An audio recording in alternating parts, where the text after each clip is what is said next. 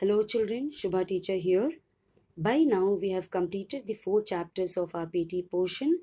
They are cell, tissue, flower and pollination fertilization. So in this video I have got some questions to discuss with you. I have taken questions from the 2 chapters of flowering plants, flower and pollination fertilization. Here are some kinds of questions which are generally asked. Define, true or false, give one word or scientific terms for, match the following and rewrite, differentiate between, pick the odd one out, give exact location and function of, give reasons for, arrange in logical sequence, and some diagram based questions. Every question has got some little instructions to be followed while answering. So let's know about them. Define. In definitions, we need to see that the keywords are present in it, and every definition should start or end with the term. Like flower definition goes this way. Flower is a specialized shoot in which the leaves are modified into floral structures. Now, the highlighted words in red are the keywords: specialized shoot and floral structures. Now, if you remember in the previous videos, wherever definitions were given, I had highlighted the keywords. So you need to understand accordingly and answer the definitions. There are some more words which I have given and can be defined the same way: fertilization, inflorescence, heterostyle, placentation, pollination, and emasculation. There are many more words to define. Generally, definitions are to be taken as it is from the book. But if you are writing it in your own words also, you have to see that keywords are present in the definition. The next kind of question is true or false. The question generally is given in this way: state true or false and rewrite the correct statement by changing the underlined word. This is one pattern. The next pattern is state true or false and rewrite the correct statement by changing first or last word of the statement. Here is one example. When a flower arises from the axil of a leaf-like structure, it is called as perianth. Now, perianth word is underlined. It means this is the false word, wrong word, which has to be corrected.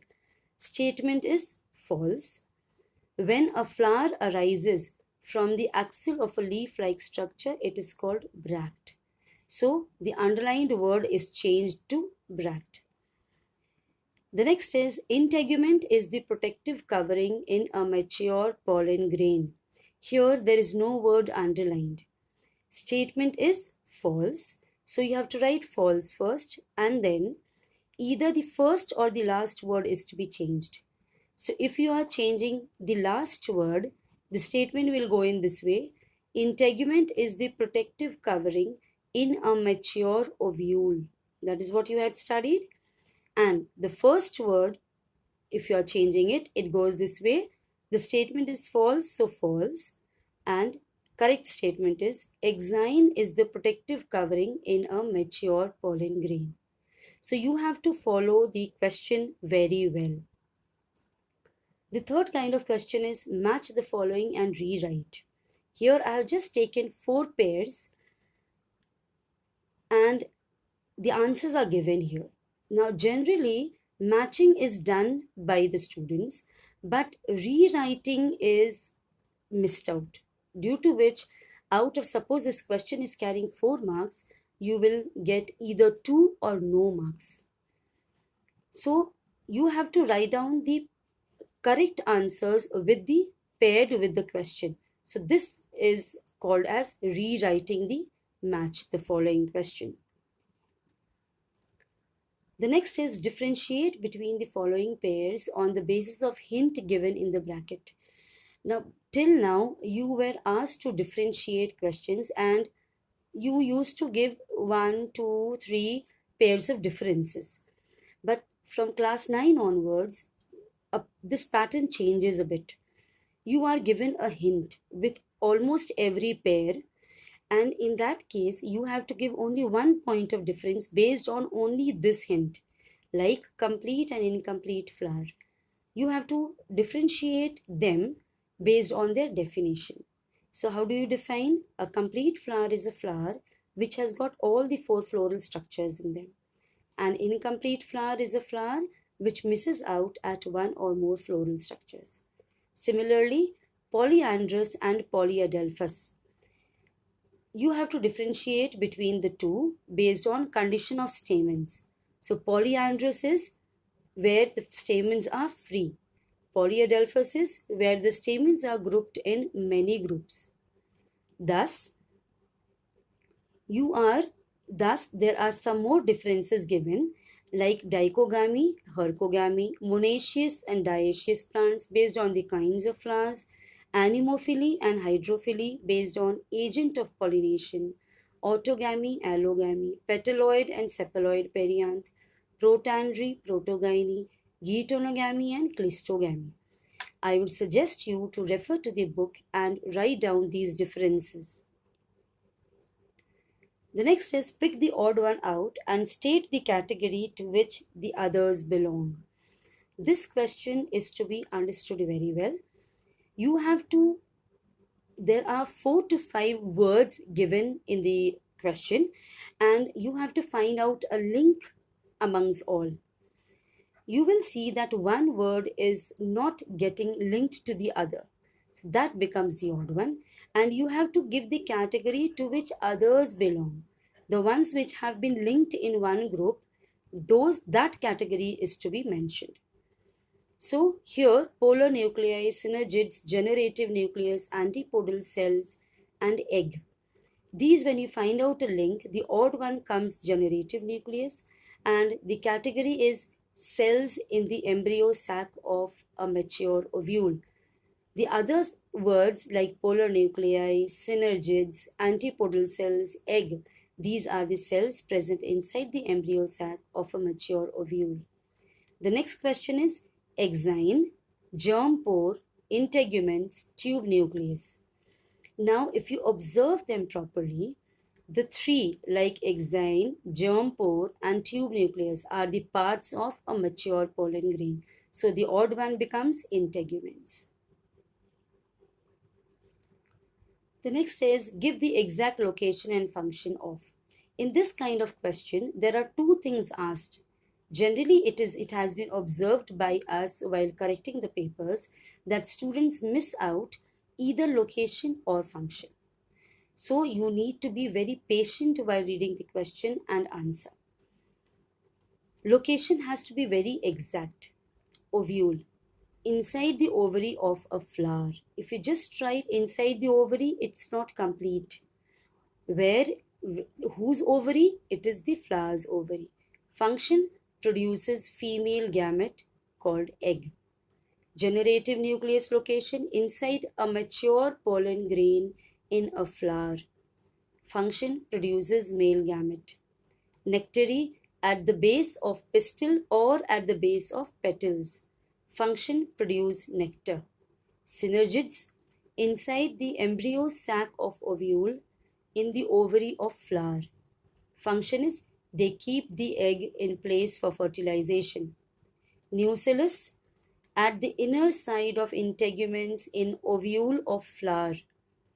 Nucellus provides nutrition to the embryo. Integuments, they form the outer covering of ovule in a flower. Gives protection to the inner parts of ovule. Micropyle location, it's a small opening at one end of ovule. Function is they allow pollen tube to enter inside the ovule during fertilization. The next kind of question is give reasons for the following. You have to give the scientific reason behind each statement. Fertilization in flowers is called as double fertilization. The two equations which we had discussed in the previous video also gives you the answer. Maize flowers have long protruding anthers. Maize flower is a wind pollinated flower, and when they are long, they come in contact with the wind and the pollen grains are easily released. Flowers have bright colored petals. It is to attract the insects and birds for pollination. Stamens in sweet pea are termed as diadelphous. Diadelphous term means the stamens are grouped in two groups. So that is why stamens in sweet pea are called as diadelphous. Anemophilous flowers produce abundant pollen grains. Now, anemophilous flowers means flowers which are pollinated by wind.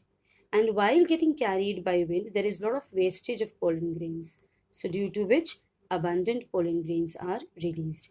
Keep in mind when you are answering the give reason question, you have to explain in such a way that the examiner doesn't know anything. Then only your answer will become complete. And here are some diagram based questions. I have just given you three examples of three diagrams. Here you may be asked, the first question which is asked in any diagram is identify the diagram. So which is again generally missed out by students. So here if you are asked to identify, you will have to mention it. It's a mature germinating pollen grain. This figure, if it is asked, it is just a mature pollen grain. Here the figure is, it's showing the process of germination as well as fertilization, and this is the internal structure of a bisexual flower. The next kind of question asked will be the parts labeled. Label the parts mentioned here A to D and here again A to E. The next you may be asked like which are the, if you talk about this figure, which are the essential and non-essential parts of the figure in a flower? Then what is double fertilization? What is triple fusion? So anything related to the flower can be asked here. Here in this figure, you may be asked, what stimulates the germination process of pollen grain? So if you remember, we had discussed sugar is released from stigma, which stimulates. What are the kinds of cells present inside the ovule? What is the location and function of integuments which is present all around? So similarly, there are various questions which will be based on the diagrams mentioned in the paper. Alright, so with this, my suggestion will be that there are many questions at the back of the chapter. Solve those questions and follow the theory part of the chapter. Be thorough with it and frame your own questions of these patterns which I have mentioned in this video. Thank you, children. Take care.